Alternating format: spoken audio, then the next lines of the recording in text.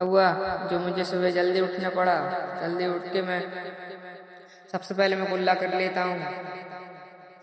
कुल्ला करने के बाद मैं अपने कानूनी हथियार को उठाने चल देता हूँ कि मेरे वर्षों पे ये पुराने जमाने का तलवार है, इससे हम अपने मिशन को अंजाम देने जा रहे हैं। अंजाम देने के लिए हम बाहर आ गए। ये हमारे गांव के नज़ारे हैं सुबह के। ये मेरे गांव का फर्स्ट ब्लॉग है।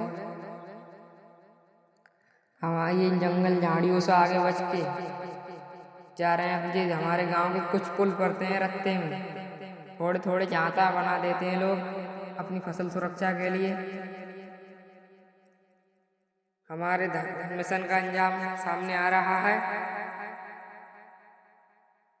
हम इन जंगल झाड़ियों से होते हुए पहुंच जाते हैं अपने धान में। ये मेरा ब्लॉग यहीं तक। अगला ब्लॉग देखने के लिए लाइक फॉलो सब्सक्राइब करें। राम राम दोस्तों।